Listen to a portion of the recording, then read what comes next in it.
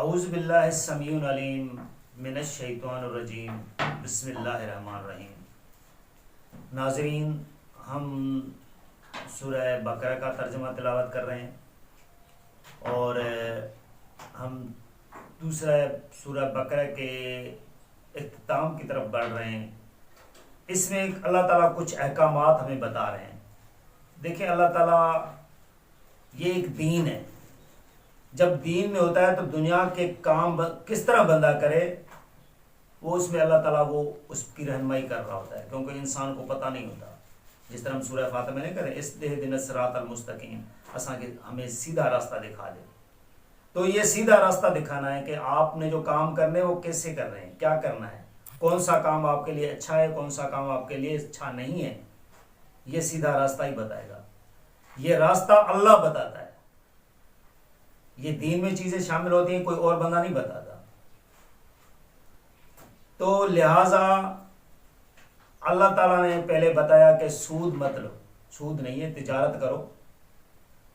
تجارت کو اللہ تعالیٰ نے حلال قرار دیا ہے، سود کو حرام کیا ہے، اور سود کے لیے تو اللہ تعالیٰ اتنا کچھ فرمایا ہے، جو لیتا ہے وہ اس جنگ کے لیے تیار ہو جائے جو اللہ اور اللہ کا رسول اسے کریں گے۔ مثلا اللہ تعالیٰ کو اتنا ناپسند ہے، خود کو مسلمان تصور کر کے بندے سود لے رہے ہوتے ہیں۔ تو یہ معاشرتی ایک برائی ہے، بہت بڑی برائی ہے۔ تو لہٰذا لینے والا اور دینے والے کو پہلے خود ہی سوچنا چاہیے کہ اگر ہم مسلمان ہیں تو ہم ایسا کام کر کیوں رہے ہیں۔ وہ اس وجہ سے کر رہے ہیں لوگ کہ ان کو پتہ ہی نہیں ہے، کبھی انہوں نے قرآن شریف کو ہاتھ میں اٹھایا نہیں ہے، اگر اٹھایا ہے تو اس کی عربی پڑھتے رہے ہیں، ان کو پتہ نہیں ہے کہ ہم پڑھ کیا رہے ہیں۔ برائے مہربانی اس کو اپنی لینگویج کی زبان میں پڑھو، اور کسی اچھے جو جس نے ترجمہ کیا ہوا ہو اس کا جو وہ عالم کا پڑھو، اور اس پہ اس طرح نہیں کہ آپ لوگوں نے ختمے نکالنے۔ آپ اگر کوئی ایک ایم پڑھ لیتے ہو یا کوئی 10 آیتیں بھی پڑھ لیتے ہو تو ان کو اچھی طرح غور کر کے پڑھو، تو آپ کو قرآن شریف کے ترجموں کا پتہ چلے گا کہ قرآن پاک کا کیا ہے۔ اس سے آپ صحیح طریقے سے مسلمان بھی بنیں گے۔ ابھی آپ کو میں بتا رہا ہوں کہ اللہ تعالیٰ آگے ایک حکم بتا رہے ہیں ہمیں، وہ لین دین کے بارے میں۔ یہ پورا دیکھو، یہ قرآن سکھا رہا ہے ہمیں زندگی کے بارے میں۔ تو یہ مت سمجھیں کہ قرآن ثواب کا ہے، یہ ثواب نہیں ہے، یہ آپ کے زندگی کا طریقہ دکھا رہا ہے آپ کو کہ آپ نے زندگی اپنی گزارنی ہے تو کیسے گزارنی ہے۔ اسی لیے تو حضور صلی اللہ علیہ وسلم سے سوالات کیے جاتے تھے کہ یہ کیا ہے، یہ کیسے کریں، یہ کیا کریں، کہ وہ زندگی کا طریقہ، آپ نے جو زندگی جس طرح گزارنی ہے، وہ زندگی کس طرح گزارنی ہے، وہ آپ کو طریقہ بتاتا ہے۔ اللہ تعالیٰ فرما رہا ہے، اے ایمان والو، یعنی جو ایمان لائے ہو، جو اللہ تعالیٰ پر ایمان لائے ہو، محمد صلی اللہ علیہ وسلم پہ جس میں نے کلمہ پڑھا ہے، اللہ تعالیٰ نے اس کو اپنا ایک ایمان والو بتایا کہ آپ نے مجھ پر ایمان رکھا ہے۔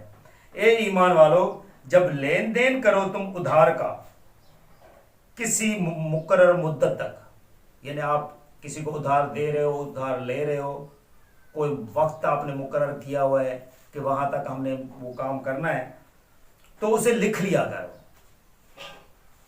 ایسے نہیں زبانی کلامی کام آپ نے نہیں کرنا ہے، اس کو لکھ لیا کرو۔ اور لکھے تمہارے درمیان کوئی لکھنے والا، یعنی کسی سے بھی آپ لکھوا سکتے ہو، جو لکھنا جانتا ہو اس سے آپ لکھوا لو، انصاف کے ساتھ۔ یعنی یہ نہیں کہ آپ نے اس کو بتایا کچھ اور ہے، لکھوایا کچھ اور ہے، یہ نہیں، انصاف کے ساتھ جو باتیں ہوئی ہیں وہی باتیں لکھنی ہیں۔ دیکھیں، اللہ تعالیٰ انصاف کو کبھی بھی چھوڑنے نہیں دے رہا۔ اور نہ انکار کرنے لکھنے والا لکھنے سے، جیسے کہ سکھایا ہے اللہ نے اس کو، سو چاہیے کہ وہ لکھے۔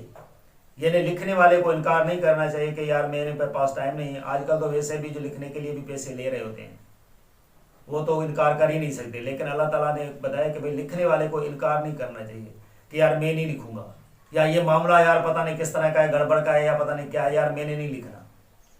جب وہ فریق آ جاتے ہیں تو آپ کو اللہ تعالیٰ فرما رہے ہیں جیسے میں نے آپ کو بتایا ہے، لکھنا سکھایا ہے۔ لکھنا اللہ نے سکھایا کا مطلب ہے کہ جب آپ پڑھے لکھے ہو تو اللہ تعالیٰ نے آپ کو اتنی جو نا وہ ایک عقل فراہم کی ہے، تو آپ لکھ سکتے ہو، تو آپ اسی طرح پھر لکھیں۔ تحریر لکھوائے وہ شخص جس پر قرض ہے، یعنی جو بندہ قرض لے رہا ہے، جو پیسے لے رہا ہے، وہ تحریر لکھوائے گا، کیونکہ جو دے رہا ہے وہ پتہ نہیں کیا لکھوائے اسے، تو اللہ تعالیٰ کہہ رہا ہے وہ لکھوائے جو لے رہا ہے۔ اور چاہیے کہ بچوں اللہ سے جو اس کا رب ہے، اور کمی پیشی نہ کرے اس میں ذرا بھی۔ اور اللہ تعالیٰ فرما رہے ہیں کہ یہ پھر جو مجھے پاس پیشی ہونی ہے آپ کی، یعنی میرے پاس آنے سے جب اب سوالات ہوں گے، قیامت کے دن حساب کتاب ہوگا، تو اس دن سے ڈرو اور بچو اس سے، کیونکہ آپ کو پھر یہ حساب کتاب بھی دینا ہے۔ تو اور اللہ تعالیٰ فرما رہے ہیں کہ لکھنے والا ذرا بھی کمی پیشی نہ کرے، مثلا باتیں کچھ کرے اور لکھوائے کچھ، کمی پیشی کا حساب وہ نہیں کرنا ہے آپ نے۔ اور اگر وہ شخص جس پر قرض ہے، کم عقل ہے یا ضعیف ہے یا قابلیت نہ رکھتا ہو تحریر لکھوانے کی وہ خود، تو لکھوا لے اس کا کوئی ولی انصاف کے ساتھ۔ وہ بول رہا ہے جس کا کوئی رشتہ دار ہوتا ہے، اللہ تعالیٰ نے خود بھی کہا کہ میں ان کا ولی ہوں جو ایمان والے، میں ان کا دوست ہوں۔ تو ایمان والوں کا کوئی بھی ایمان والا ہو، اللہ تعالیٰ ان کا ولی ہے۔ وہ کچھ کہہ رہے ہوتے ہیں، کہہ رہے ہیں یہ اللہ کے پیارے ہیں، ہم کچھ نہیں ہیں۔ ہم بھی اللہ کے پیارے ہیں، اگر اللہ کے احکام پہ چلیں گے نا، ہم بھی اللہ کے پیارے ہی ہیں۔ اللہ تعالیٰ نے سب انسانوں کو ایک جیسا تخلیق کیا ہے، نیچے اتارا ہے ہر انسان کو اپنا ٹائم پورا کرنے کے لیے، اپنی آزمائش پوری کرنے والے کے لیے۔ تو اللہ تعالیٰ کی تخلیق جو بھی ہے نا، تو اللہ تعالیٰ کی تخلیق اس کو اچھی نہیں لگ رہی ہے پہ نہیں ہے، اس کا کام اس کو اللہ تعالیٰ کو پسند نہیں آتا۔ ہم سب اللہ کے پیارے ہیں، یہ مت سمجھیں کہ وہ پیارا ہے اور میں اللہ تعالیٰ کو جو ہے وہ کوئی چپتا ہوں، میں بھی اللہ کا پیارا ہوں، اگر بشرطیک میں کام اچھا کروں۔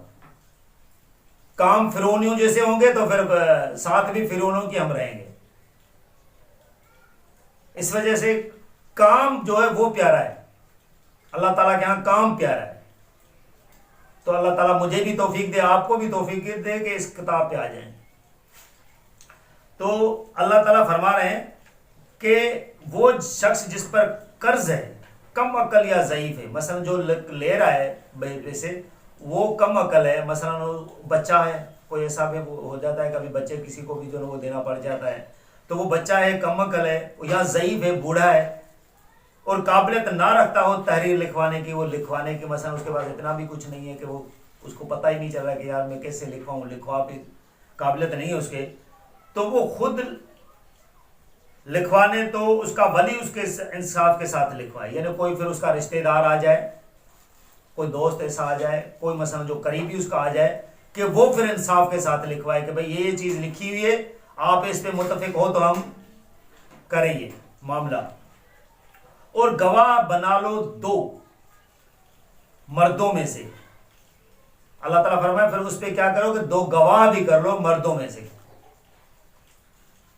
پھر اگر موجود نہ ہو مرد تو 1 مرد اور 2 عورتیں گواہ بنا لو۔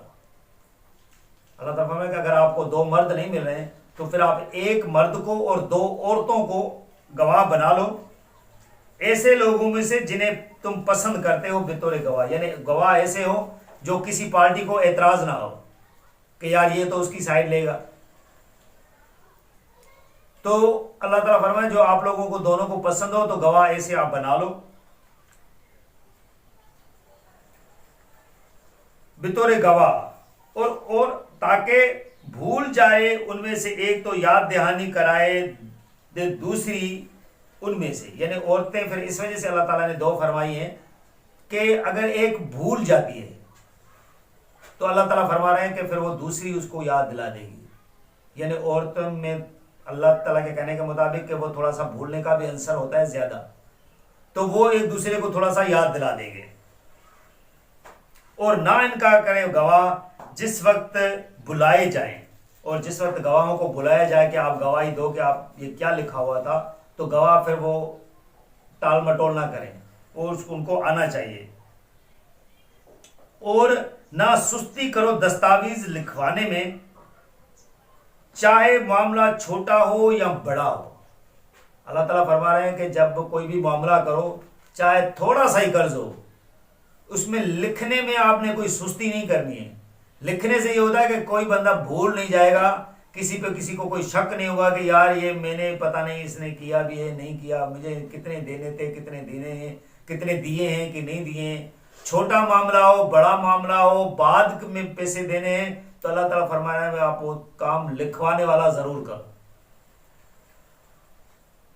تمہارا ایسا کرنا انصاف سے زیادہ قریب ہے اللہ کے نزدیک، اور بہت درست طریقہ ہے شہادت کے لیے، اور زیادہ قریب ہے اس کے کہ نہ پڑھو تم شک و شبہ میں۔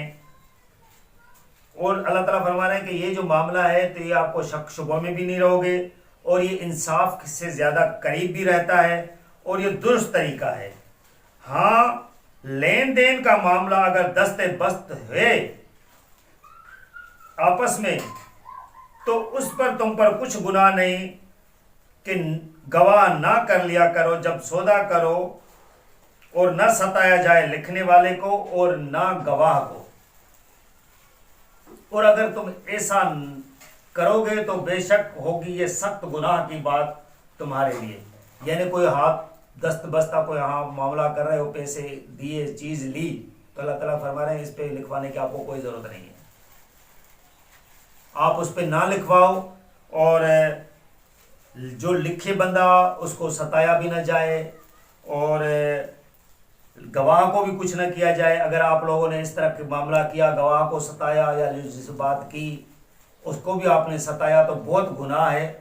اور اللہ تعالیٰ فرما رہے ہیں پھر ڈرو اللہ سے، اور ڈرتے رہو اللہ سے، بچتے رہو اللہ سے، اور سکھاتا ہے تم کو اللہ، اور اللہ ہر چیز سے خوب واقف ہے۔ یعنی اللہ تعالیٰ آپ کو کیسی مفید باتیں سکھا رہا ہے کہ آپ نے کیا کام کرنا ہے، تو اللہ تعالیٰ خوب واقف ہے کہ معاملات آپ لوگوں نے کیسے کرنے ہیں۔ تو لہٰذا ناظرین ہم یہ یہاں آیت کو کمپلیٹ کر رہے ہیں، تو لہٰذا آپ خود اندازہ لگائیں کہ یہ جو حکم تھا وہ اللہ تعالیٰ نے لین دین کے بارے میں بتایا ہے کہ لین دین کرنی ہے تو کیسے کرنی ہے، گواہ کتنے رکھنے ہیں، اور معاملہ چھوٹا ہو یا بڑا ہو اس میں لکھنے میں آپ نے گریز نہیں کرنا، اور پھر جو لکھا جائے معاملہ اس پہ چلنا ہے، اور اس پہ گواہ کو یا باقیوں کو آپ نے تنگ بھی نہیں کرنا ہے۔ اور اللہ تعالیٰ فرما رہے ہیں کہ اگر آپ دست بست کوئی معاملہ کریں تو اس کو چھوڑ دو، اس طرح اس کے اوپر لکھنے کی کوئی ضرورت نہیں، کیونکہ آپ نے پیسے دیے اور چیز لے لی، بس بات ختم۔ تو یہ چیزیں ہوتی ہیں کہ اللہ تعالیٰ دیکھیں ہر چیز یہاں بتا رہا ہے کہ کیا کرنا ہے اور کس طرح کرنا ہے۔ یہ کتاب اس وجہ سے آئی ہے کہ انسان کا معاملہ زندگی میں کیا چلے گا، کیسے چلے گا۔ تو آپ کو جب آگے چلتے جائیں گے قرآن کے احکامات آپ کو کیا کیا ہیں یہ آپ کو سب کچھ پتہ چلے گا۔ انشاءاللہ ویڈیوز کو اچھی طرح سنیں، شیئر کریں، اور میری کوشش ہے کہ صحیح طریقے سے آپ کو بریف کروں، اور جو آپ کے پرانے اور بوسیدہ عقائد ہیں جو قرآن کے بارے میں اور ایمان کے بارے میں، اللہ کے بارے میں جو بڑوں کے ہمارے ذہن میں ڈالے گئے ہیں، جو بندے مر جاتے ہیں آخر تک ان کو پتہ ہی نہیں چل رہا ہوتا ہے، تو وہ ان کو میں یہ قرآن پڑھ لے آؤں کہ قرآن کیا کہہ رہا ہے۔ وہ آئیں یا نہ آئیں، جس کو اللہ توفیق دے گا وہ اس پہ آئے گا، جس کو توفیق نہیں ملے گی جب وہ مرے گا تو اس کو پتہ چلے گا۔ ہم کیا کہہ سکتے ہیں۔ جزاک اللہ۔